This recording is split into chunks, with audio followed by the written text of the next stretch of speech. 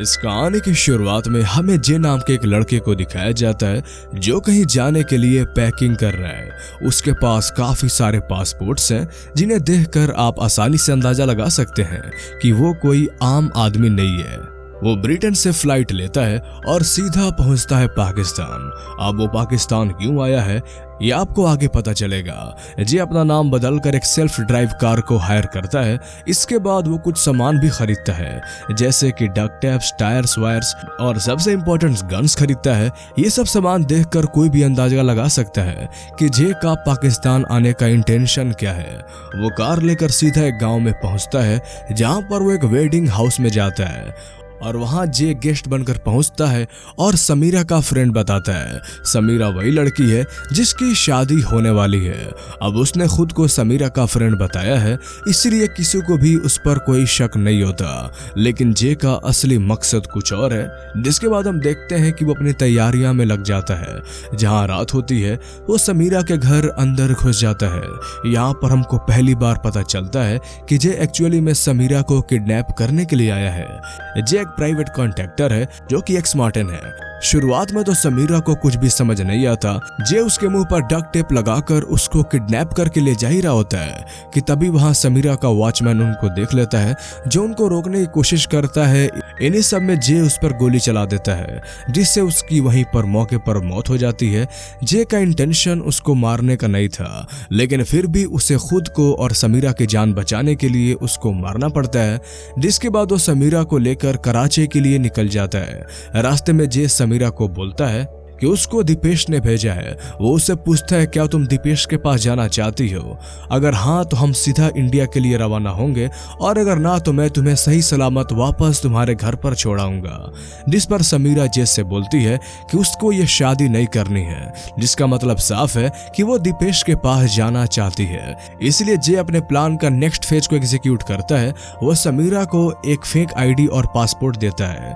जे समीरा को बताता है कि हम पहले अमृतसर जाएंगे जहां पर हम एक आदमी से मिलेंगे। जिसके बाद मैं तुमको राजस्थान लेकर जाऊंगा जहां मैं तुमको दीपेश के हैंड ओवर कर दूंगा। ये प्लान इतना ही सिंपल है जितना जे ने समीरा को बताया। लेकिन जब तक कहानी में ट्विस्ट ना आए तब तक हमको मजा ही नहीं आता। जे और समीरा के लाइफ में भी एक ट्विस्ट आने वाला था लेकिन फिलहाल के लिए जे समीरा को लेकर इंडिया पहुंच जाता है। वो अमृतसर में एक होटल लेता है जहां उसको एक दूसरे आदमी का इंतजार करना था। जे उस दूसरे आदमी को कॉल करने की कोशिश करता है लेकिन जे को उनसे कोई रिस्पॉन्स नहीं मिलता। वो समीरा से भी पूछता है क्या तुम दीपेश को ट्रस्ट करती हो?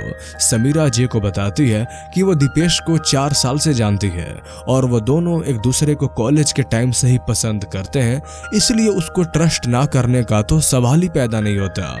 जे समीरा की इन बातों को सुनकर सोचता है कि शायद हो सकता है कि दीपेश कहीं पर बिजी हो इसलिए वो उससे कांटेक्ट नहीं कर पा रहा। जिसके बाद फाइनली उस बंदे से कांटेक्ट हो जाता है जिससे इन्हें अमृतसर में मिलना था। वो इनको अब दिल्ली में मिलने के लिए बुलाता है। वो कहता है कि प्लान में थोड़ा सा चेंजेस है, दीपेश तुमको दिल्ली में ही मिलेगा। जिसके बाद जे और समीरा दोनों दिल्ली के लिए रवाना हो जाते हैं। जहां पहुंचकर जे की बात दीपेश से हो जाती है।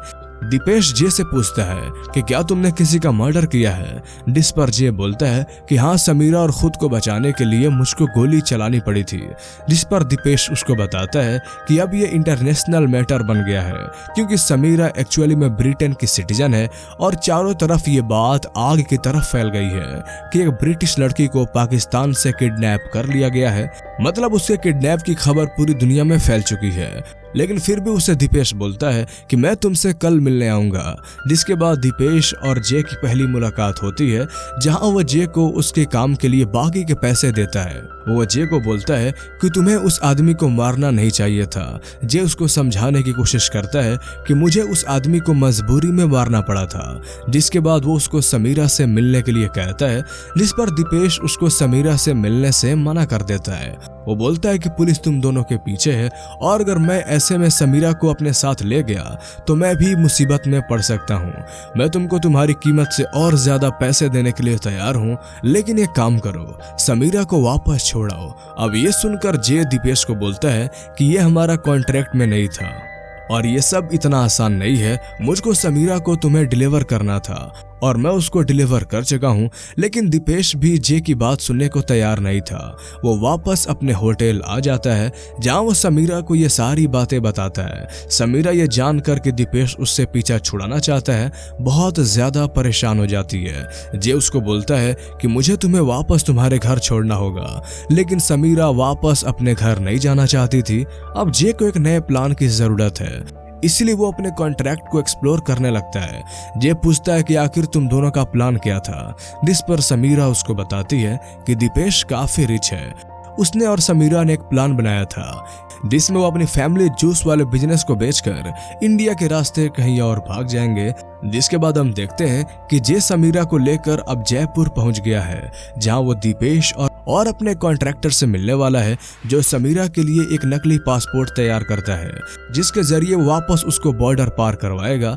जे और समीरा एक दूसरे के साथ अब कंफर्टेबल होना शुरू हो गए हैं।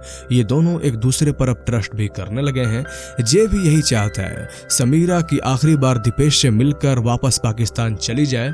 जिसके बाद हम देखते हैं कि समीरा के किडनैप की न्यूज़ के साथ साथ लोगों को अब दीपेश और समीरा के बारे में भी मालूम हो गया है।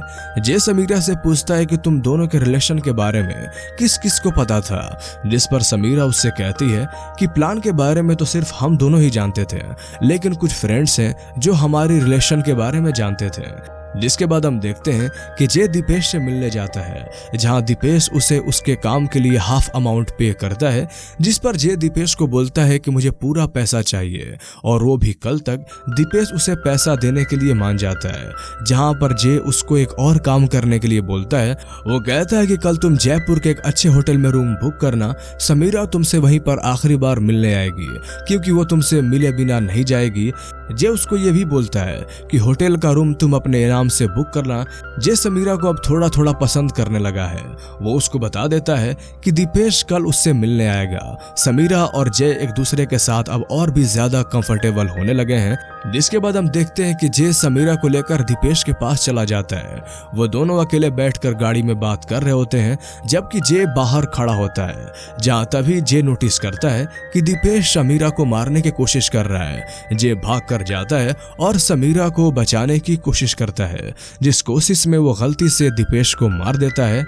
जे जैसा सोचा था उसके साथ वैसा कुछ भी नहीं हो रहा है। जे तो यहाँ पर थोड़ा नर्वस है, लेकिन समीरा यहाँ पर बहुत शांत है। वो जे को एक ऑफर देती है। वो बोलती है कि हम जूल्स को यानी कि डायमंड को आधा आधा बांट लेंगे, जिसके बाद तुम अपने रास्ते और मैं अपने।